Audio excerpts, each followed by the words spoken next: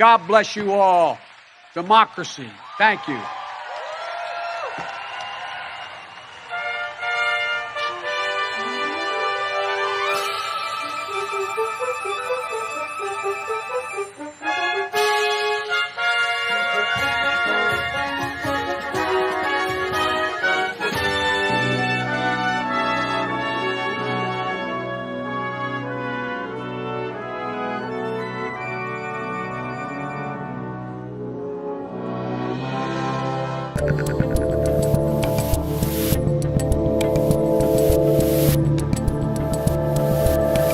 Oh, how I missed that elderly man pretending to be president. Hello, everyone. I'm Dave Rubin. This is the Rubin Report. It's September 2nd, 2022, and I'm back in business, baby. Hopefully you got to see at least a portion of my Back on the Grid show yesterday, which we shot at the brand spanking new local studios here in Miami with my friend, and well, we'll get to a little of this later, but sort of mentor Larry Elder. He brought me back, and surprise, surprise, not much great stuff happened. The endless slide into lunacy continued, but here I am. We're back in business. We've got a new home set. As you can see, we wanted something a little lighter and brighter to convey the joy and beacon of freedom that is Florida. I think we're digging it. I hope you're digging it. We'll check in the comments to see what you think. Oh, by the way, as long as I mentioned the locals studio, we do know the lighting was a little dark for the first show. We are going to fix that, make a couple other adjustments. And it's very cool, actually, because, I just had this idea a few years ago to build something that would compete with Patreon. That's what locals became. We merged with Rumble, and now we've got offices for not just for me, studios and offices, but for all sorts of other creators that are on the platforms. And we really are building those alternative pipes. Before I get to the meat of what we're doing here today, just want to say thank you for sticking with us while I was gone throughout August. We put up a bunch of clips. We did all these pre-taped, like, here's some banana stuff that happened. So I'm just catching up on a lot of the nonsense that I missed. But I really did not hear anything in August about COVID, about Biden, about Ukraine, about any of this stuff.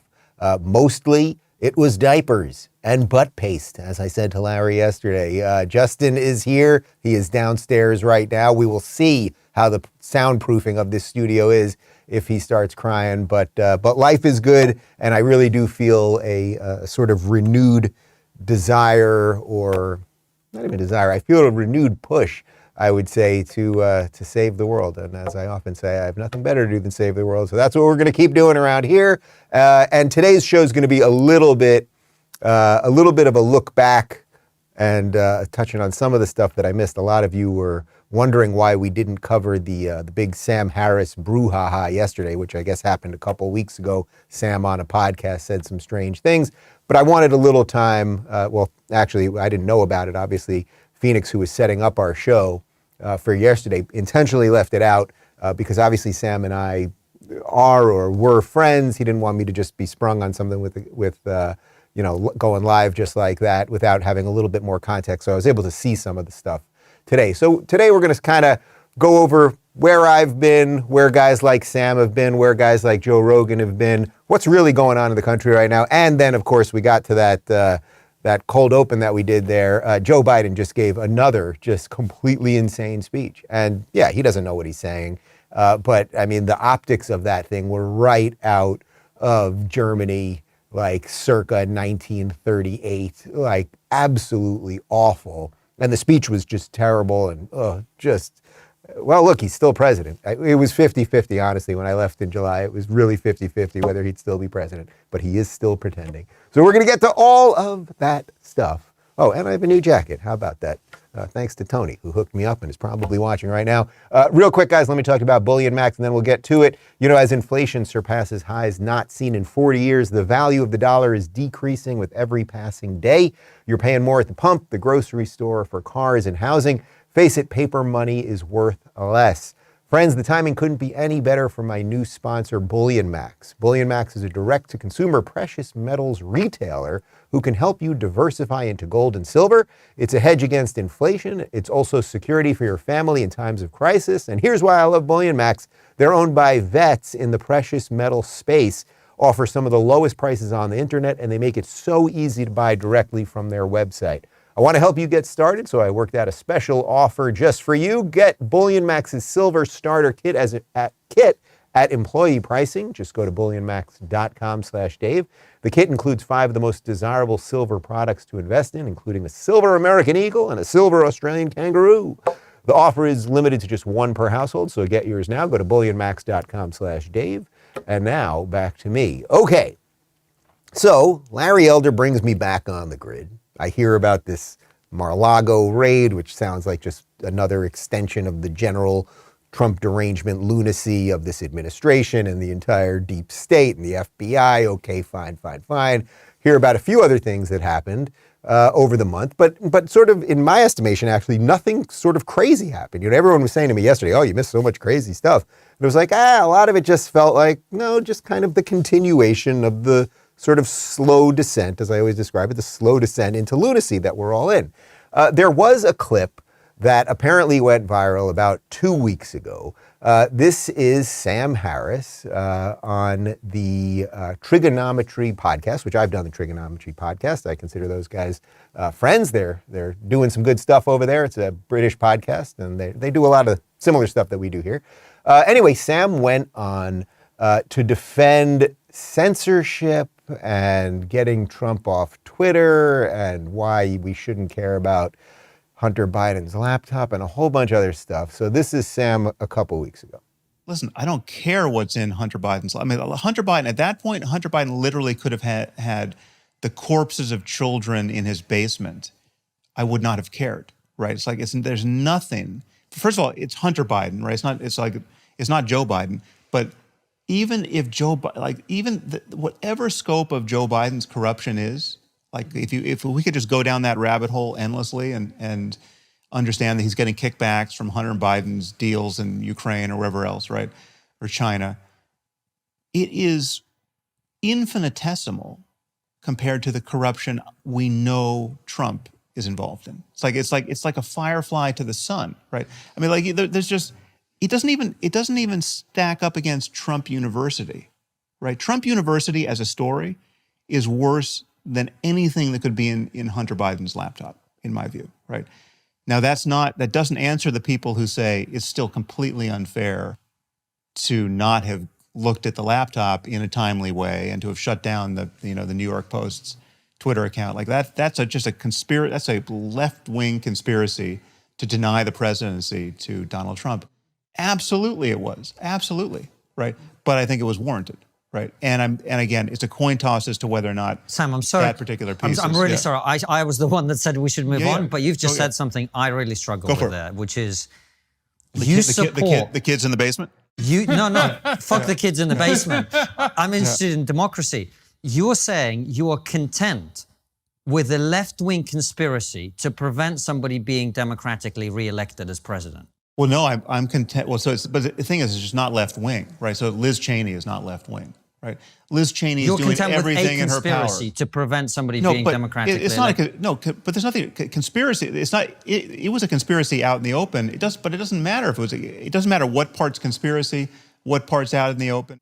Okay, so there is a lot to unpack there, as Sam would say. So first off, I want to just say something. Sam and I were friends for many years. I'm not really sure if we're friends anymore, to be quite honest with you, and it doesn't really matter, and I'm not going to attack him personally here. I'm just simply not going to do that. 7 years ago this week, in 2015, I think this was on September 12th, 2015, we launched the Rubin Report as this show, and as an interview show at first, and then ultimately what became this. Sam was my first guest. So he's been an integral part in, I would say, my own political evolution, as many of you know, and I wrote about it, Don't Burn This Book. You know, Sam on Real Time with Bill Maher when he got into that fight with Ben Affleck, as Sam was calmly talking about the difference between criticizing ideas. In this case, he was talking about ideas about religion versus being bigoted towards people. It was a major wake-up moment for me. It was a major wake-up for millions and millions of other people. But our political paths have diverged. Now, I always go out of my way to not let politics affect friendship. A lot of other people have trouble with that. I find, generally speaking, liberals, leftists, whatever, have trouble separating politics and people. I find conservatives, generally speaking, and certainly libertarians, are willing to accept that, oh, people have different feelings about you, and oh, you might have voted this way and I might have voted this way, and you believe abortion should be this and I believe abortion should be that, and this about the death penalty. Where liberals, generally speaking, again, seem to have this thing that if you don't fully agree with us, we kind of can't be friends with you. So Sam and his wife have been to my house for dinner, our house to dinner, for many, many times. I've done events with him, all sorts of stuff. About 6 or 8 months ago, I had sent out a tweet saying to a bunch of my liberal friends, and I was talking about Sam Harris and Barry Weiss and Jonathan Haidt, people who have been on the show. I said, hey, maybe now you guys are realizing that you were a little bit off on Trump. I'd love to continue that conversation. And Sam just unfollowed me on Twitter. So I don't mean to make this about me, except there is something bigger here, because what you just saw right there, Sam talking there, became a sort of culturally important moment. So let's, as Sam would say, unpack a little bit of what he said. First off, in essence, he's okay with censorship if the censorship accomplishes what he wants it to accomplish. This is really, really dangerous, because basically anyone in power might want to censor people so that they could stay in power. And if you're saying it's okay to get what you want, then anyone else can say it's okay to get what they want. Also, he seems to be completely dismissive of what happened with the Hunter Biden laptop, and whether what was on the laptop, whether it had to do with Hunter Biden's business dealings in Ukraine, China, et cetera, and that the fact that he was obviously hired to do things that he was not qualified for because it was the access to the vice president at the time, now the president, Joe Biden. There's all sorts of things on that laptop, whether they were pictures of him smoking crack or with the prostitutes, or whether it was deep business related stuff in emails, that you could then blackmail Joe Biden for it. So to completely dismiss it as if it doesn't matter, or that Trump has just automatically done something worse, is really bizarre. I mean, and this is what Trump derangement syndrome is. It takes relatively clear thinking people, and it makes everything that happens in the world can be excused because Donald Trump is worse. So you can actually do anything. You can say, I'm for free speech and I'm against censorship, but you can censor if it's going to stop evil Donald Trump. And then he talks about Trump University. I'm not going to defend Trump University. I don't really care about Trump University. Trump had Trump vodka, that failed. Trump had casinos that failed, all sorts of stuff. He's a businessman who does things that sometimes succeed and sometimes fail. I'm not even pretending that he's the most moral person in the world or doesn't do some corrupt things, or he's a New York City builder. You got to do some freaking corrupt things, obviously. And also he's a politician now, and politicians, whether they are Republicans or Democrats or anything else, have to do corrupt things, dishonest things, all of that. But the broader point is the idea of censoring when you think it's okay. And that is really, really dangerous. So I can see clearly why 2 weeks ago or so that really caught the internet on fire, because Sam was thought of, I think in many ways, he's in that sort of Bill Maher group as like sort of one of these like last liberals who's not completely insane. I would say he's one of the people that I would like to kind of move a little bit and go, hey, if you're against the woke stuff and the gender stuff and, all that, well, then you got to kind of come around and realize what time it is, right? But okay, he hasn't quite got there. He did then, after some of the brouhaha, he did do on his podcast, I guess, a bit of a clarification of his remarks, although I think it sort of just dug the thing even deeper. I've said on several occasions that I think Donald Trump is a worse person than Osama bin Laden. Now, the statement is obviously meant to get your attention. I get that it's surprising, but it's not meant to be hyperbolic. I can defend every word of a statement like that. What I can't defend are people's misunderstandings and erroneous extrapolations of a statement like that. Okay, so look, I don't know that people, from what I've seen or the way I'm analyzing it right now, are misunderstanding what he said. I also find generally, like, listening to podcasters who talk in that slow NPR voice, it's very, very hard to listen to.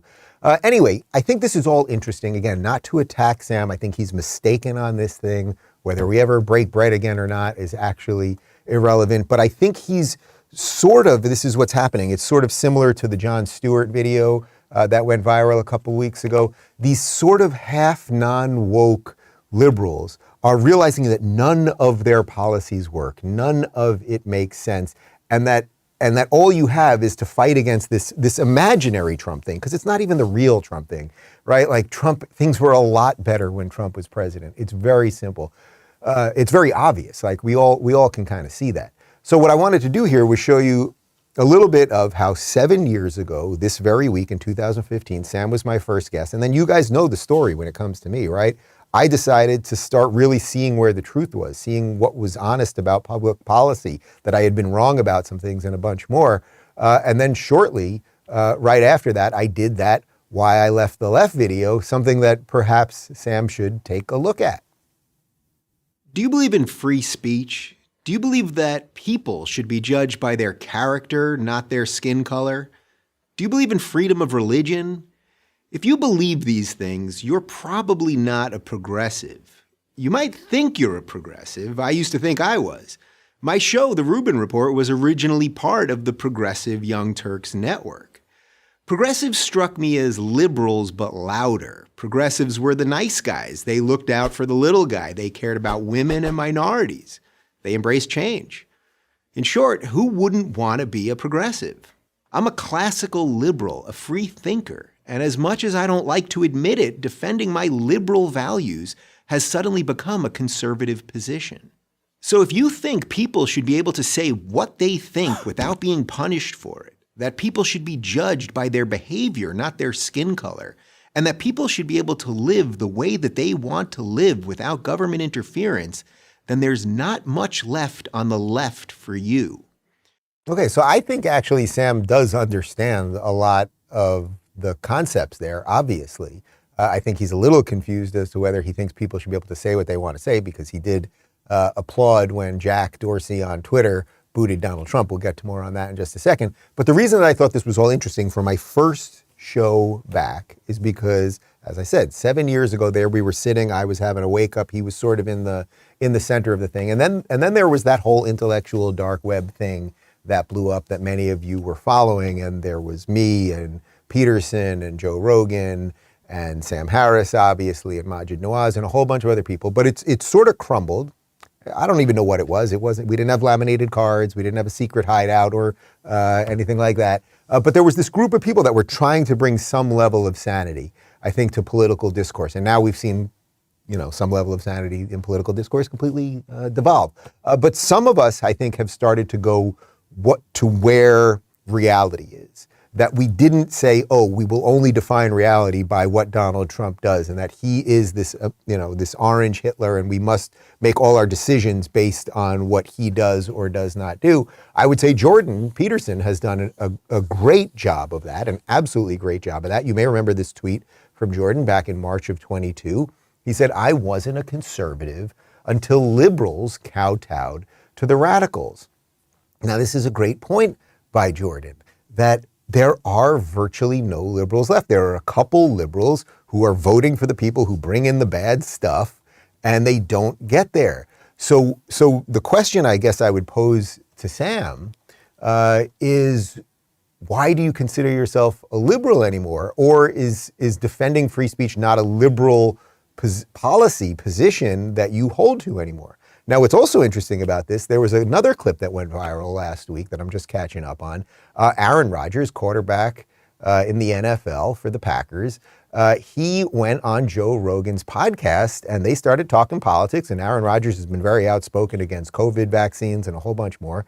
And Rogan seems to be getting to the end of the road. No one who is alive today had ever experienced a true pandemic.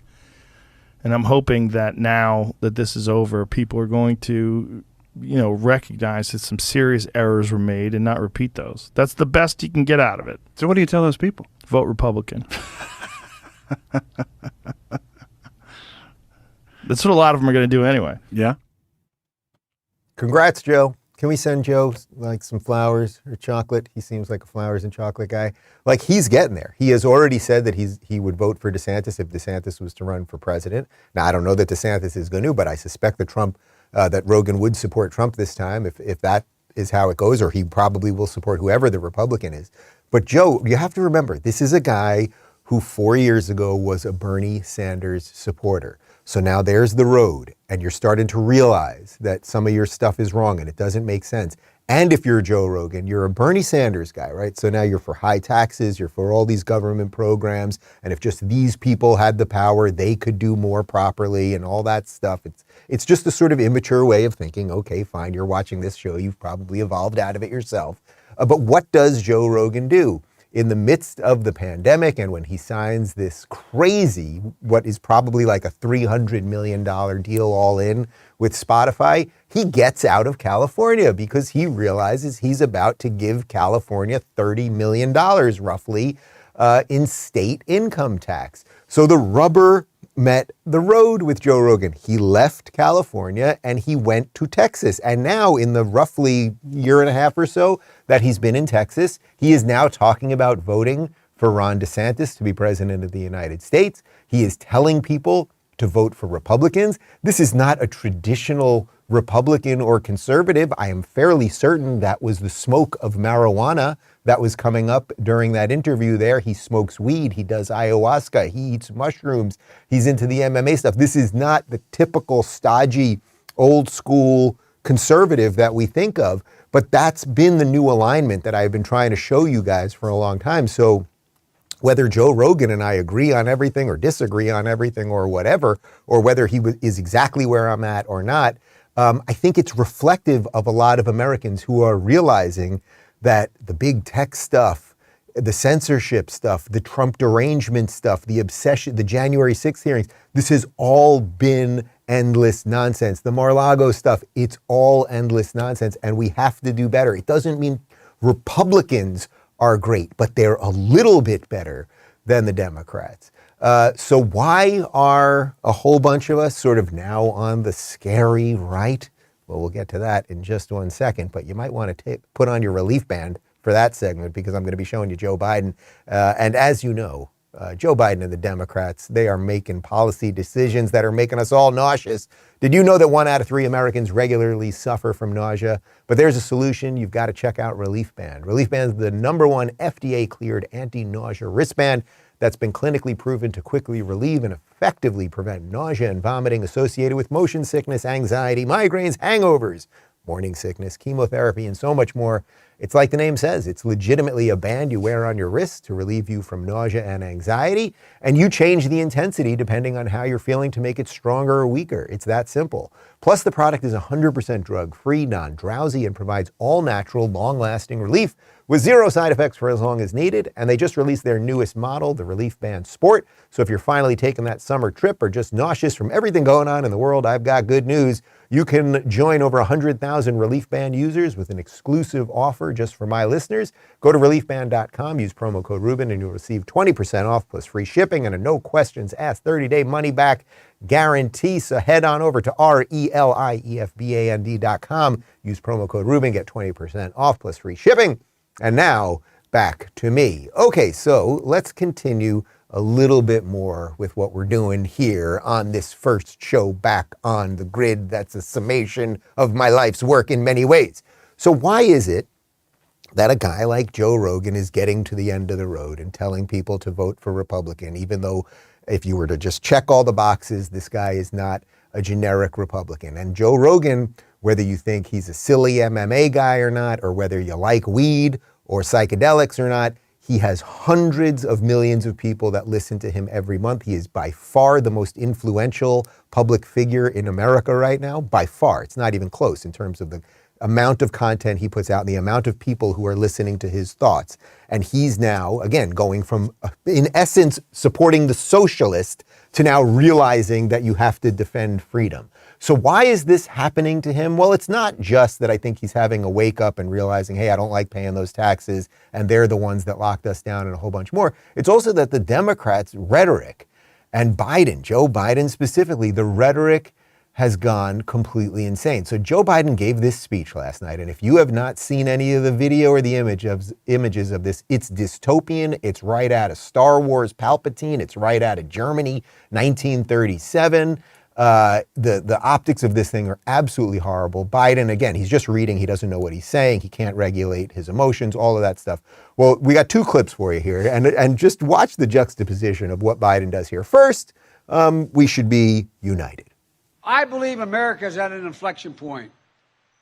One of those moments that determine the shape of everything that's to come after.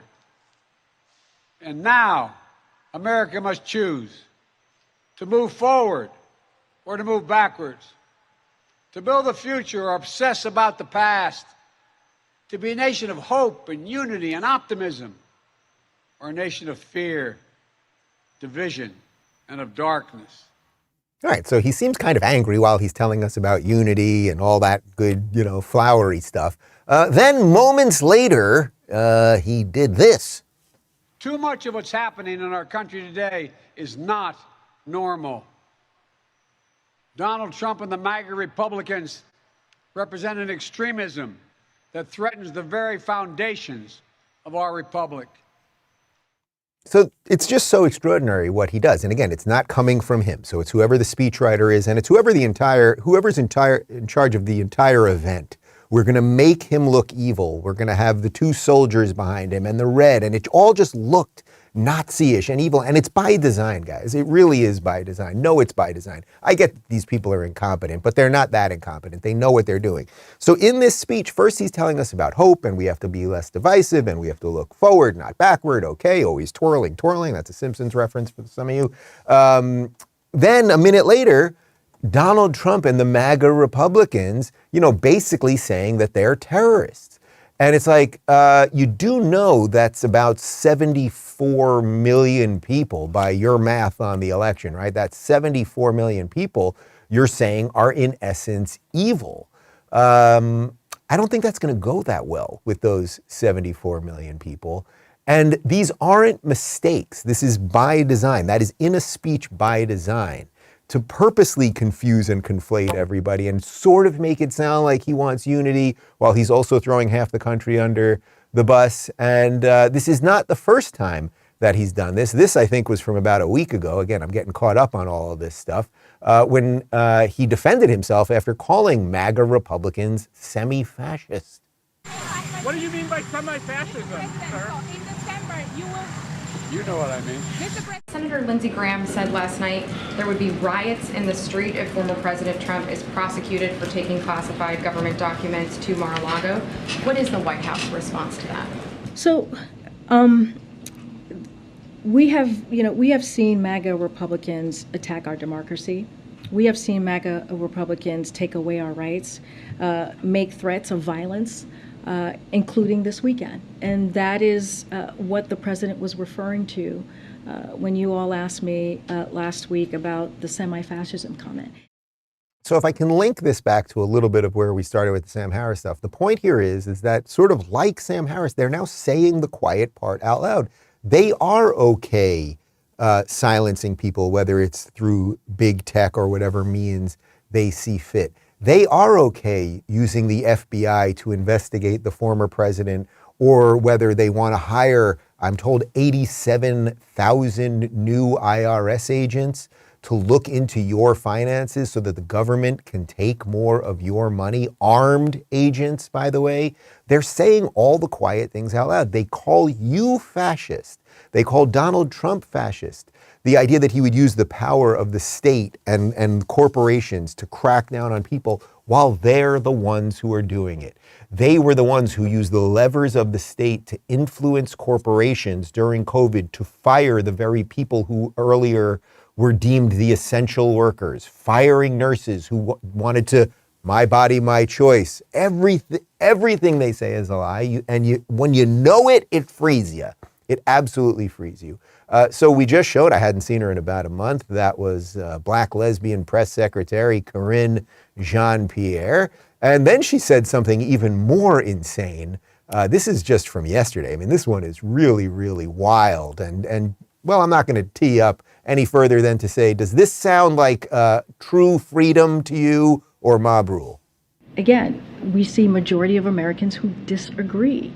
And so when you are not with where majority of Americans are, then, that is extreme. That is an extreme way of thinking. I mean, if she believes that, there's so much history that this woman needs to learn, but that is what these people think. If most people believe something is right and true, then it must be right and true. And if you do not, you are the radical. You are the extremist. I mean, that is mob rule on steroids. That is how all of the awful movements of history, that is how pogroms and holocausts and all sorts of horrible things happen. A majority starts getting drunk on power, starts following a bad leader, and then is willing to do all sorts of bad things to the minority. You could have a group of 20 people, and just because 19 people say that 2 + 2 = 5, it doesn't mean that the one guy who says 2 + 2 is 4 is the extremist. I mean, this is just absolutely extraordinary. But again, it fits. Doesn't this all sort of fit like a puzzle into everything that's been going on here for quite some time? So what does this all kind of lead us to? Because now we are in the fall. It is September, and that means we are basically 2 months away from these midterm elections. And yes, it does, at least at the moment, look like there's going to be this massive red wave. And that's partly why Biden is using the scary imagery and this MAGA Republican, and it's partly why he's doing that, because all they've got is they need people to be fearful, whether it's fearful of the MAGA extremists or whether it's fearful of COVID or monkeypox or something else. All they have left is that you will need us because you will be afraid, okay? We're also about 9 months away from the Republican primary season now, so a bunch of Republicans are going to get in on the presidential stage, and we'll see how that thing fights out. And I hope that it's a robust fight. But again, all of this leads to that we have a really bizarre 2 months in front of us right now, because the Biden administration clearly is out of control. IRS agents everywhere are going to investigate Trump at Mar-a-Lago. Half the country are terrorists, and an election on the horizon. So what do we do about that? Because I like to give you solutions. Real quick, let me talk to you guys about real estate agents I trust. You guys know that buying or selling a home is already one of the most stressful things you can do, just like Joe Rogan, who left his home in California and moved to Texas. And it can be 10 times worse if you're not working with the right agent. Generally speaking, our homes are our biggest investment, which of course is a ton of responsibility, and you need an agent who takes that seriously. That's why I recommend Real Estate Agents I Trust. They work with only the best agents in every market. They do their homework, talking to every agent before inviting them to join their network. And here's a big one: they only work with full-time pros, no part-time or inexperienced agents. Their teams make the introduction and then follow you through the buying or selling process to make sure that you're satisfied. They work with agents with long track records and are the best sellers in their field. They're part of this audience. They share your values, and they're almost anywhere you want to go. Just go to realestateagentsitrust.com today. Give them some basic info. They'll contact you, and you will move to Texas or Florida or Tennessee, and you will be happy. Okay, so what's next with all of this stuff? Should you and the people around you view Trump as the scariest thing, the MAGA Republicans? Should you use the power of big tech to silence people that you don't like? Should you listen to people who have consistently gotten things wrong? And I would basically say Sam Harris at a political level has pretty much gotten everything wrong. If you keep voting for Democrats and keep saying that the very people who are defending the freedoms you purport to care about are the devil, well, then you're getting stuff wrong. So I think that there's a couple things you can do here. I'd say 3 things. You can go down the path. And I suspect if you're watching this, you've either gone down the path, maybe you did it before me, maybe you did it with me, maybe you're on that path right now, but you know some people who are figuring this stuff out right now. So they have 3 options, I think, or I'd say it's a 3-pronged process. You can go down the path that I've gone down, that Rogan seems to be going down, that Jordan Peterson has gone down, and many people before us went down. Ronald Reagan went down that path, former Democrat, okay? Many people have done that. Then you have to ditch the Sam Harris types. I don't mean that as an attack on him personally, okay? What I mean that is that you have to say goodbye to the people who keep making the same mistakes over and over with politics. They just have to have a little less influence over your political thinking. He does his mindful meditation thing. If that's giving you inner peace, then spectacular. And then third, I would say you have to persuade, say, the Bill Mahers or even the Joe Rogans even more. We have to be more forward in what we are doing. We have to be more confident in the arguments that we're making, and we have to be willing to get into that fight when they will have that fight with us. Now, often they don't want to have that fight because we're a bunch of mean Nazis, but we have to be able to defend what we believe and build better things.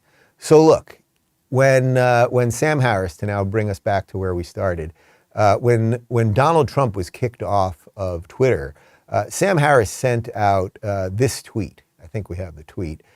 He said, "There's an important debate to have about the wisdom of kicking Trump off Twitter. I still believe that it should have happened years ago and that we've paid a terrible price for the delay. But for the moment, all I want to say is thanks, Jack." So look, the point is, when I say people that have got things wrong all along, Sam has been for censorship. And again, I don't mean this to be a dick. And Sam, if you're watching this video, I've enjoyed the many times that you and your wife have come to our house for dinner.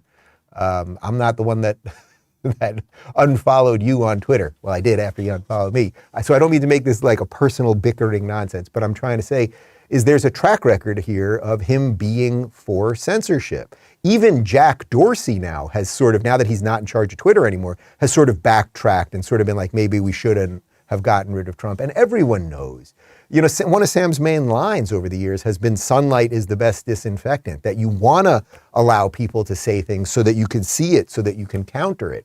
But he's been getting this stuff wrong for quite some time. I actually responded to that tweet, and I don't think I was being a dick, actually, a little glib, perhaps. I said, "Don't worry, Sam, I'll still stand up for you when they take you out. Just kidding, I'll be taken out first, but I'm sure someone will be around." And of course, that's always what it is, right? If you don't stand up when people, whether you think they are justly or unjustly, are being censored and canceled and disappeared and unpersoned, well, then eventually they will come for you. And it's why one of the reasons I said, one of the few, I think, sort of mistakes that I made over the last couple of years was that when they booted Alex Jones from everything, whether, I've literally, I kid you not, I have never watched even 5 cumulative minutes of Alex Jones.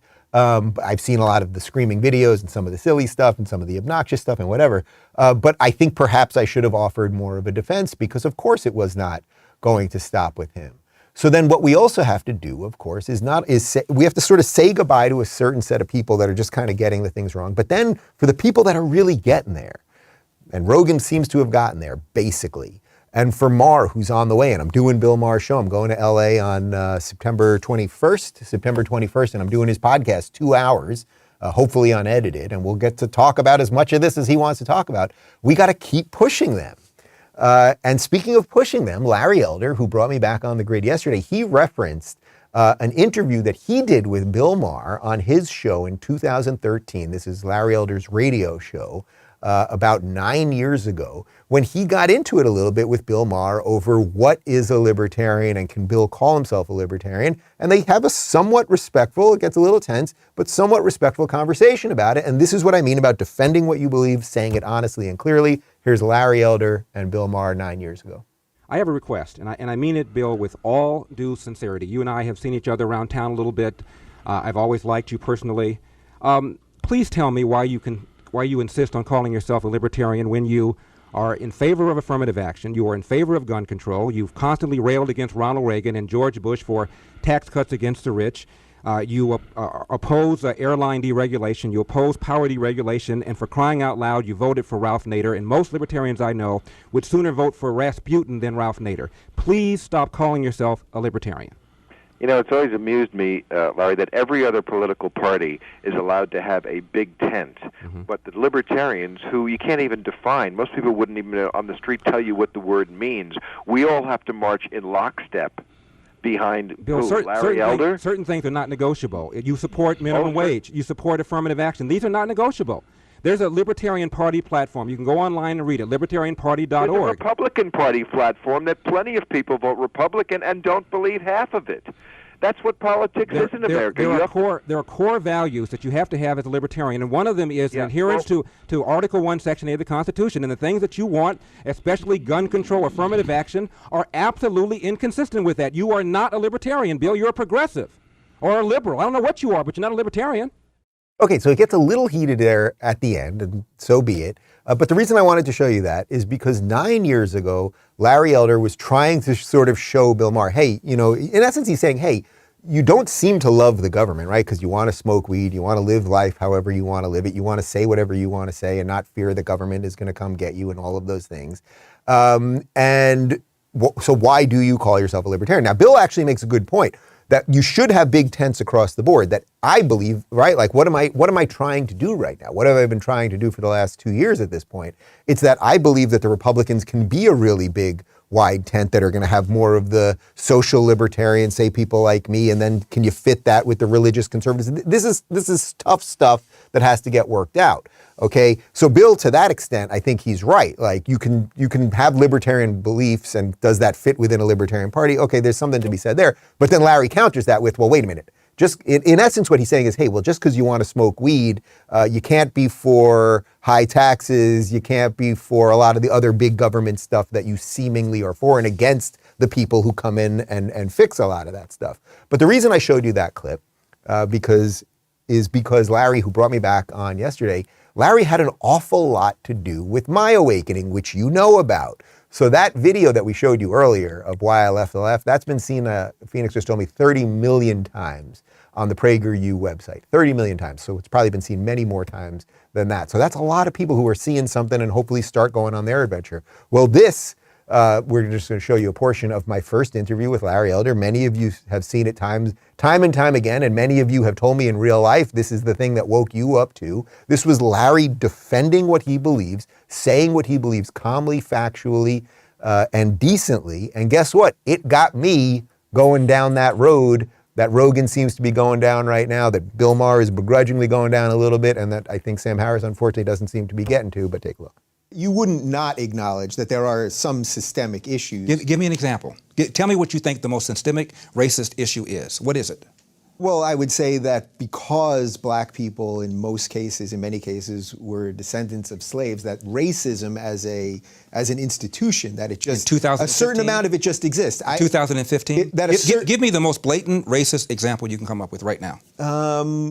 I think you could probably find evidence that in general, cops are more willing to shoot if the perpetrator is black than white. What's your basis for saying that? Last year... Well, look, I know a lot of people would say, look what's going on in Chicago. I know what they would say. Yeah. I'm talking about what the facts are. 965 people were shot by cops last year and killed. 4% of them were white cops shooting unarmed blacks. In Chicago in 2011, 21 people were shot and killed by cops. In 2015, there were 7. In Chicago, which is a third black, a third white, and a third Hispanic, 70% of the homicides are black on black. About 40 per month, almost 500 per year last year in Chicago, and 75% of them are unsolved. Where is the Black Lives Matter on that? The idea that a racist white cop and shooting unarmed black people is a peril to black people is BS. It's complete and total BS. So if you know what you're talking about, and you say it plainly and clearly, and then you've got somebody on the other side who maybe is willing to listen, and I guess that was me at that point, that was about 6 years ago, you might really get there with people. And that is at least partly how we'll fix this country at the political level. But there are some other ways we can fix this country. And since I already played you my first PragerU video from about 7 years ago, here's my last one from just a few months ago. Are we just going to give up on the greatest country in the history of the world? Or are we going to fight for freedom and a thriving future? They always tell us that we're at a once-in-a-lifetime pivotal moment. But this time, they're actually right. You know it, I know it, you know that I know it, I know that you know it, and they know we all know it. So what are we going to do about it? Well, I've got a few ideas. First off, be an individualist. The American Heritage Dictionary defines an individualist as one that asserts individuality by independence of thought and action. The left demands that you be part of the collective, a hive mind where everyone thinks the same. Anyone outside the hive mind must be shouted down, harassed, or canceled. Is that the world you want to be part of? How about this instead? Be an individualist. Be a member of a family. Be part of a community. You know what that sounds like to me? America. Dare I say I'm following my own advice. Be an individualist. Well, you got that part with me. Be a member of a family. I just extended my family. And be part of a community. We just opened up some offices right here in Miami, and we're supporting local businesses. So look, guys, I think the theme of this comeback show has been there is a path. You can see it. Hopefully you're on it. And hopefully you can get other people to join you on the adventure. And then we can all get to the promised land together. And the ridiculous speeches by Joe Biden or the confused ideas of censorship by Sam Harris, they'll all sort of be things in the past, and we will have the widest tent of freedom-loving Americans that this country has ever seen. I honestly believe that we can get there. Maybe that's a little bit of the endorphins of being off the grid for a month, or it's just freaking reality. I actually think it's maybe a little bit of both. All right, we can't do any locals questions today because I got to get to the local studio right now because I'm interviewing I'm interviewing Jared Kushner. Man, it's been crazy coming back.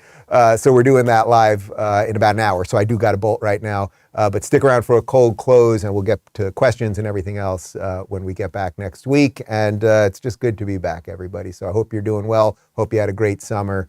And here's a little outro cold close for you. I would get much more engaged in the world. We can't step back. If, in fact, for example, we solve the problem in the United States of America and you don't solve it in other parts of the world, you know what's going to happen. You're going to have travel bans. You're going to not be able to have economic intercourse around the world. There's a lot. Look, when America goes alone, when America is first, it's America alone.